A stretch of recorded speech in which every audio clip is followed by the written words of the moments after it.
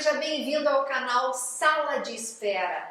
Se você ainda não se inscreveu, se inscreve e também aciona ali o sininho, que é para você ficar sabendo de todas as novidades que a gente traz aqui, especialmente para você.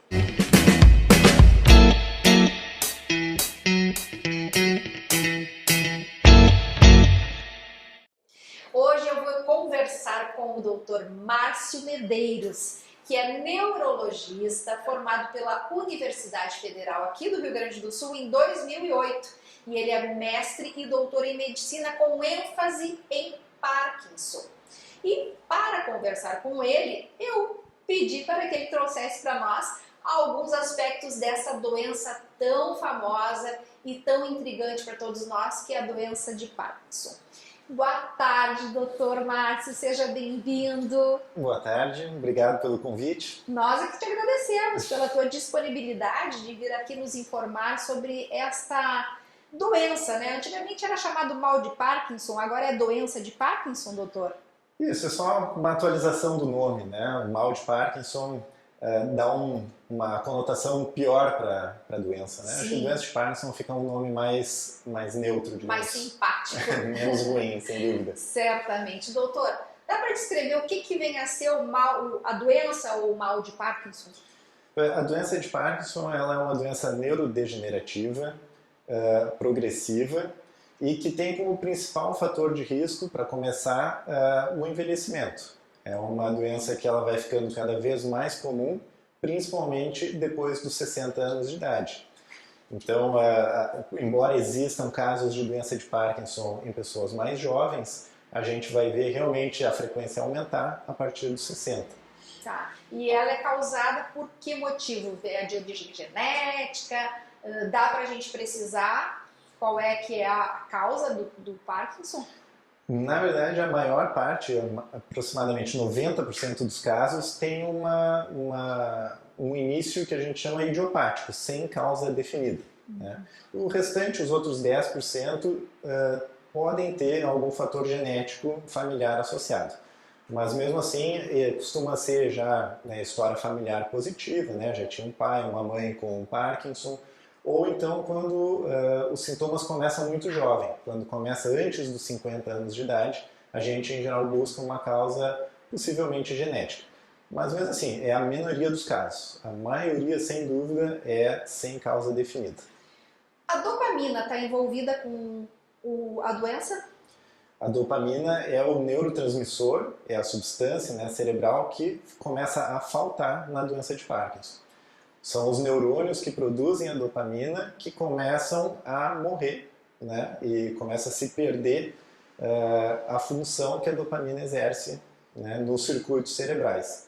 Quando começa a faltar a dopamina, começa a surgir os sintomas motores característicos da doença de Parkinson.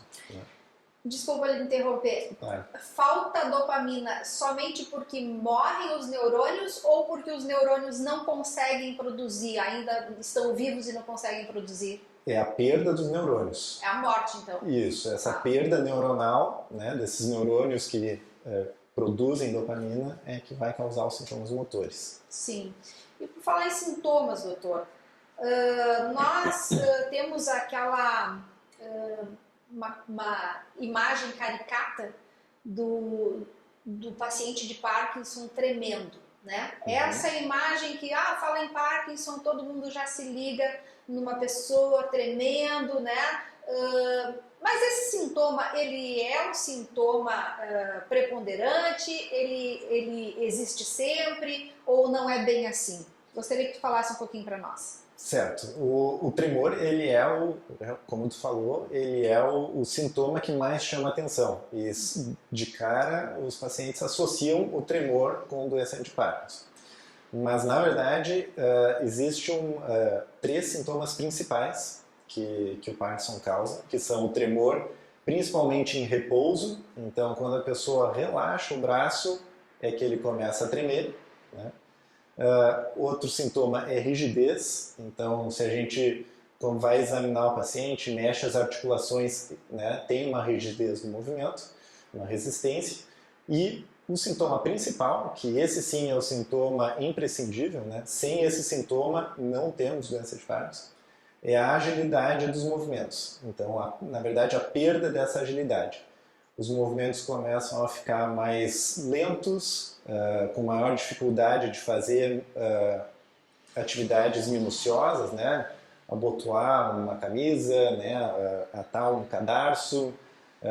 Esses movimentos começam a ficar mais difíceis. Então, esse é o sintoma realmente característico da doença. Tem que ter isso, a perda dessa agilidade, mais a rigidez ou o tremor.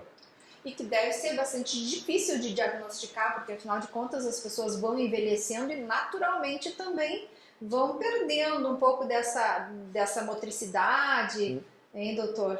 Perfeito. Esse é uma dificuldade que a gente tem, porque não existe exame que diagnostique o Parkinson. Sempre o diagnóstico é feito no consultório com o exame físico.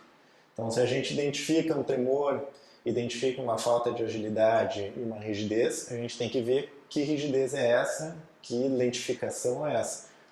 Pacientes com mais idade vão ter artrose, né? Vão ter, às vezes caiu, teve alguma fratura, tudo isso vai modificar o movimento. Então, a gente tem que tentar diferenciar se essa perda é realmente neurológica ou por alguma outra situação articular, às vezes um AVC, às vezes até uma alteração laboratorial, né? Uma pessoa que tenha problema de tireoide pode ter tremor, pode ficar mais lenta. Entendi. Doutor, Parkinson é uma doença, assim, bastante curiosa, porque agora nós estávamos falando e tu estávamos colocando que essas questões musculares, né, enrijecimento e tudo mais, mas vai bem além e aí chega numa parte onde o doente passa a ter problemas de mentais realmente, que não consegue fazer associações. E como é que funciona esse desenvolvimento da doença? Ele se dá a curto prazo? Enfim, como é que funciona normalmente o Parkinson, o desenrolar do Parkinson? Os sintomas motores, eles são, em geral, o ponto de partida em que a gente vai avaliar a pessoa, o paciente. Antes desses sintomas motores, né, desse tremor e da perda de agilidade, podem ter sintomas chamados de pré-motores. Então, antigamente não, mas pré-pandemia, né, a gente considerava muito a perda do olfato, né? A perda do olfato pode ser um sinal de que um Parkinson vai se desenvolver. A pandemia perdeu um pouco da validade, né? Muita gente perdeu o olfato. Mas sintomas depressivos de longa data podem ser um sintoma de Parkinson pré-motor. Constipação também de longa data pode estar relacionada. Constipação intestinal. Isso, intestino preso. Sim. Né? E o distúrbio do sono, o distúrbio comportamental do sono. Né? Tem várias pessoas que quando sonham começam a falar dormindo. Né? Tem gente que está sonhando, que está nadando e vai movimentar os braços enquanto sonha. Sim. E tem gente que, né, sonha que está fugindo, né, que é muito comum. As pernas podem se mexer durante o sonho e isso não deveria acontecer. Então, quem tem essa atuação dos sonhos pode ter, anos mais tarde, um Parkinson iniciando. Uma espécie de um sonambulismo? O sonambulismo é de outra fase, é do sono não REM, e aí essa dos sonhos é do sono REM. Então, quando o sono REM tem essa alteração de comportamento, pode ser um sinal de que 10, 15, 20 anos depois vai iniciar um Parkinson. Mas é incrível, né? Esse assunto, na verdade, o ser humano, o cérebro humano é incrível, né, doutor? Estava me falando aqui antes da gente iniciar o programa, o doutor iniciou a faculdade de engenharia elétrica e depois mudou para neurologia, para medicina e posteriormente a neurologia, porque não era suficientemente complicado, complexo, né? Mas é muito bonito como tudo funciona, né? Agora você estava falando de fase REM, fase não REM, né? São as fases do sono, né, que a gente tem. Então, pequenos detalhes são né, fazem uma grande diferença, né, doutor? Com certeza, porque tem várias causas de tremor, né? Por exemplo. Então, tem remédios que vão causar tremor, tem alteração de tireoide, por exemplo, dá tremor. E quando a gente associa tremor a uma história de 10 anos, a pessoa já tem uns sonhos que são muito reais e aí ela fala enquanto dorme, isso muda completamente a linha de raciocínio, né? Isso vai chamar muito mais atenção para que seja Parkinson do que o remédio que ela está tomando. Interessantíssimo. Doutor, falar em tratamento. O que a gente tem de tratamento? Porque é comum que a pessoa que vai receber um diagnóstico de uma doença degenerativa como essa fique assustado, né? Nós temos tratamento de ponta hoje em dia, é muito caro. Como é que é essa? Ou são muitos tratamentos? Não tem muito tratamento? Fala um pouquinho pra gente sobre isso. Certo. O tratamento, ele tem uma droga principal, que é o, digamos, o carro-chefe do que o neurologista pode usar, né? Que é a levodopa. A levodopa é uma substância que depois de ingerida, ela própria vira a dopamina que está faltando. Então é praticamente uma reposição direta, né? Está faltando dopamina, a gente repõe.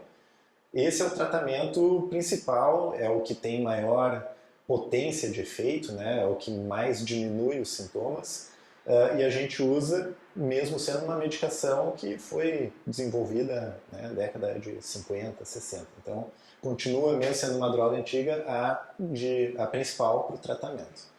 Mas com o desenvolvimento, né, de tecnologia, de conhecimento, tem outros remédios que a gente pode usar, né? Todos são muito úteis, mas sempre lembrar que eles são, em geral, associados a esse tratamento com a levodopa.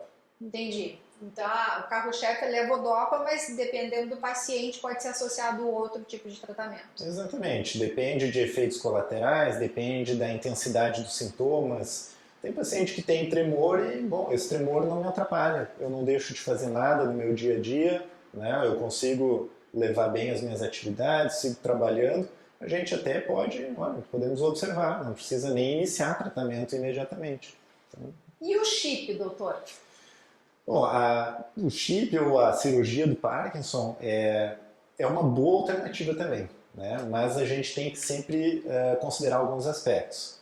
A cirurgia, primeiro, ela é uma cirurgia que vai mexer, né? Vai abrir a cabeça, vai mexer no cérebro, né? Então a gente tem que pensar bem se é válido esse tratamento para cada pessoa. Sim. Tem um efeito muito bom, mas esse efeito a gente consegue prever com o tratamento. Se a pessoa melhora muito com a levodopa, a chance dela melhorar com a cirurgia é alta. Se a gente usa a levodopa e o paciente não tem uma resposta satisfatória, não adianta, a cirurgia não vai trazer um efeito além do que a levodopa já nos proporciona. O que vai mudar é que cada paciente, dependendo da sua evolução, vai tolerar mais ou menos a levodopa. Então, digamos que um paciente ele responde muito bem à levodopa, mas depois de uns anos começa a desenvolver efeitos colaterais que a gente não consegue mais controlar. A gente tira um pouco a levodopa para tirar o efeito colateral. Por exemplo, efeito colateral? Principalmente são as chamadas flutuações motoras. Então, a gente dá a levodopa e aí o paciente fica bem por um tempo, mas começa a durar muito pouco. E aí, quando a gente vê, a gente tem que dar a levodopa de 3 em 3 horas, de 2 em 2 horas, começa a ficar muito difícil o tratamento. O que fica realmente praticamente inviável para os cuidadores e a família, né? Porque a medicação do Parkinson, na minha experiência que tive, a minha mãe que teve Parkinson, a gente nota que é assim, rigorosa e acaba sendo ocupa o dia inteiro, tu tá em função de medicação, não é tomar uma medicação um dia, uma vez por dia e pronto, não. Exato. Então, se tem que tomar de 2 em 2 horas e é uma medicação que não pode ser ingerida junto com a comida, onde é que a gente vai achar espaço para, né? Aí vai ter que fazer a alimentação, a refeição e achar um tempo para tomar a medicação de estômago vazio, sendo que é de 2 em 2 horas. Então, às vezes, começa a ficar, na prática, complicado o tratamento. Entendi. Doutor, tem algumas revistas que apresentam a famosa maconha, o canabidiol, como uma alternativa para o tratamento de Parkinson. Isso confere ou não? Como é que funciona esse... Eu não sei se nem se é liberado aqui no Brasil, né? Pois é, teve uma proibição recente agora, né? Sim. Que são só doenças muito específicas que podem receber o canabidiol. E o Parkinson tá incluído? Não está nessa lista. Está. O canabidiol surgiu como uma alternativa importante para diversas doenças, né? E aí vai sendo estudado para cada uma. Então, certamente o Parkinson entrou, né, nesses estudos, mas até agora não teve nenhum efeito muito significativo em nenhuma pesquisa e não é uma indicação formal, né? A gente não faz uso do canabidiol de forma rotineira para o Parkinson.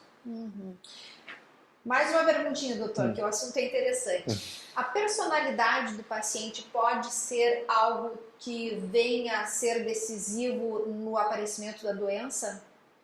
Não tem nada de personalidade que predisponha a pessoa a ter. Né? Mas, assim, coisas que poderiam ajudar a não ter, ou pelo menos diminuir a chance de ter Parkinson, tem a atividade física. Né? Tem vários estudos que mostram que se a pessoa faz bastante atividade física, principalmente entre os 20 e os 40 anos, a chance de depois lá, quando chegar nos 60, 65, é menor de que surja um Parkinson. Tem estudos com cafeína também, né, que poderia diminuir a chance, mas enfim... Usar cafeína? Ingerir cafeína, seja no chá, chimarrão, café, né? Mas enfim, tem que sempre também pesar que, enfim, tomar muito café vai ser problemático para outras coisas, né? Exatamente. E doutor, com relação às atividades de prazer, como por exemplo, em algum momento eu li sobre o canto, né? Que as pessoas que gostam de cantar, enfim, poderia vir a ser uma espécie de um preventivo à doença. Não tem isso bem definido. Não Né? tem O que está na literatura enfim, cafeína, que pode ter relação, Sim. E atividade física. E assim como, para o outro lado, né, agrotóxicos, né, a utilização, principalmente quem aplica, né, tem um aumento de desenvolver depois a doença. Então, mas não tem muitos fatores, assim, se estuda bastante, mas o que tem bem definido são mais ou menos esses 3 itens. Né? Doutor, tu tá muito ocupado lá no Hospital Conceição, que eu sei que te toma bastante tempo, mas tu tem tempo para consultório particular? Se as pessoas que estão nos vendo desejarem fazer uma consulta com você, elas podem te procurar em consultório particular? Com certeza, eu faço atendimento, né, no consultório, predominantemente para doenças degenerativas, né, Parkinson e Alzheimer. Ok, vamos colocar então para o pessoal ficar sabendo o teu contato, então, para quem quiser poder ter a oportunidade de conversar contigo e fazer um exame, né, como tu mesmo disseste, não tem como definir, né, diagnosticar o Parkinson se não for realmente feito um exame clínico, né, em consultório, para poder ter uma ideia de que possa estar havendo algo que possa comprometer aí o ser humano nesse aspecto, né, doutor? Exatamente, tem que ter uma avaliação com o neurologista. É a única forma, assim, de realmente fechar o diagnóstico. Te agradeço muito pela presença, te agradeço muito pelas informações que você veio aqui compartilhar conosco no nosso canal de Sala de Espera e espero te ver de novo em breve. Com certeza, à disposição, sempre que precisar. Muito obrigada. E você fica com a gente, sempre acompanhando nas quartas-feiras às 21 horas, que sempre tem vídeo novo no canal e sempre assim, com essa qualidade top, top, top. Um beijo e até a próxima.